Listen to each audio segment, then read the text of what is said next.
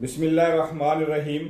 अमरीकी सदर Donald Trump ने जो है ईरान के मामले में सख्त रवैया अपनाते हुए अपने सोशल मीडिया पर यह पैगाम जारी किया है कि नो मोर नाइस गाय।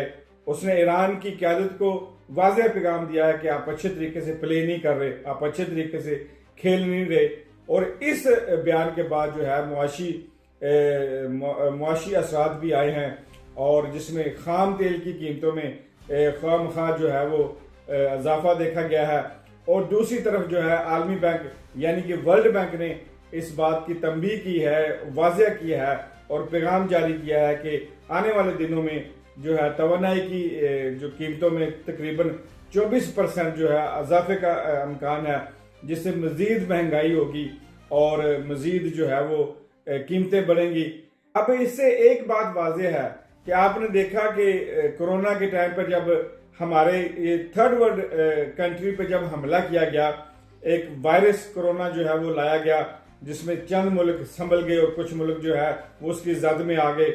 और उसके बाद अब ये जो खेल खेला जा रहा है ईरान और अमेरिका के दरमियान, इससे एक बात साफ वाज़ेह है कि ये थर्ड वर्ल्ड कंट्री जो है, जो मुल्क जो तरक्की की राह पर थे, तरक्की की का सफर जो तय कर रहे थे, उनके लिए बड़ा खतरे का अलार्म है और खतरे की घंटी बज चुकी है। उनके लिए तरक्की करना जो है बड़ा मुश्किल हो जाएगा, क्योंकि महंगाई इतनी ज्यादा होने जा रही है। आपने देखा कि अमेरिका जो है उसने सर्द जंग जो है वो शुरू की हुई है। अब हिसाब वही रह जाएगा कि अमीर अमीर और गरीब गरीब हो जाएंगे।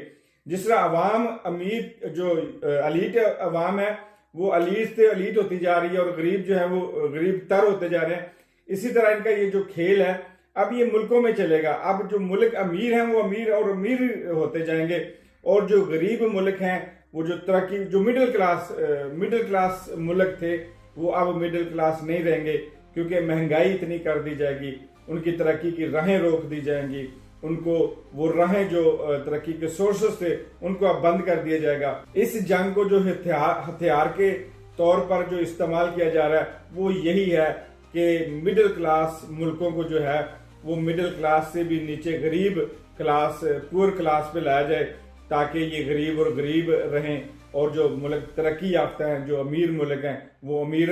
अब ये गैप जो है, अब ये जो फर्क है बहुत ज्यादा होने वाला है। अब हमारे जो मुल्क के कायदीन हैं, जो हमारे मुल्क के सरबराह हैं, खास करके थर्ड वर्ल्ड कंट्री के जो सरबराह हैं, उनको सोचना चाहिए, उनको कोई ऐसा मंसूबा और ऐसा प्लान बनाना चाहिए जिससे ये इस साजिश से बच सकें। इसी के साथ अपना और अपने कमजोर तबके का ख्याल रखिएगा, दुआओं में याद रखिएगा। अल्लाह सुने दे हवाले।